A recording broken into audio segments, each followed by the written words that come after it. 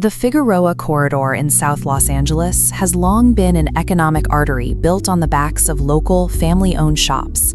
It's a neighborhood where commerce depends entirely on the daily rhythm of foot traffic. But highly organized human trafficking syndicates have started exploiting runaway teens and vulnerable young women in broad daylight.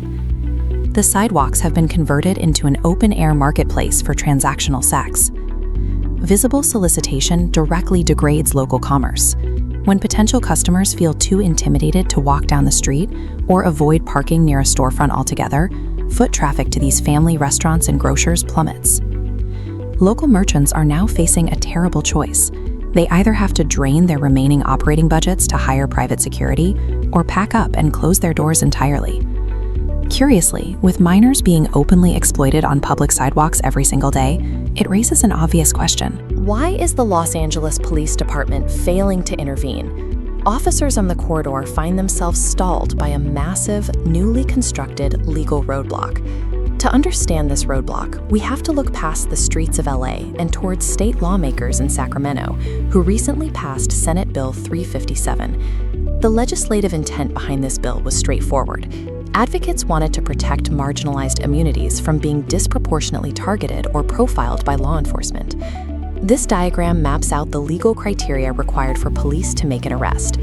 The mechanical reality of SB 357 is that it explicitly repealed the crime of loitering with the intent to commit prostitution. By removing this specific requirement, the state created a dead end in the enforcement system.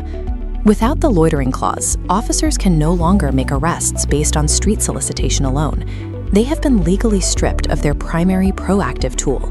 State lawmakers passed a reform, but they inadvertently created an enforcement vacuum, handcuffing the exact authorities who are supposed to protect these vulnerable neighborhoods. Because the LAPD cannot legally execute their standard street-level operations, a massive void of authority has opened up right on the pavement. This legal gridlock has forced non-traditional community leaders into the role of desperate intermediaries, specifically the Los Angeles West Area Clergy-Police Council.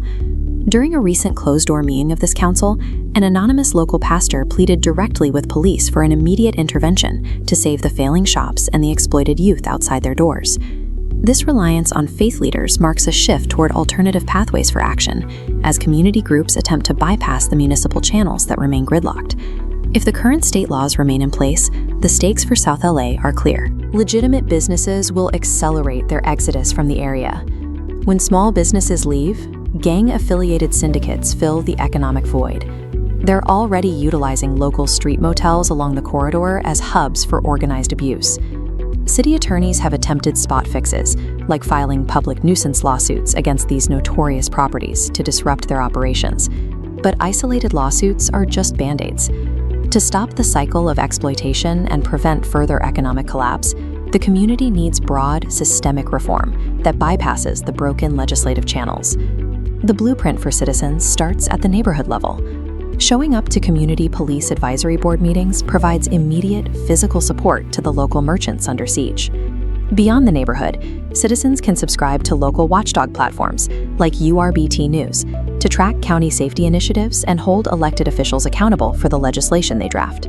Because this crisis was ignited by state lawmakers, organized and vocal community members are the only force capable of rewriting the rules and reclaiming the corridor.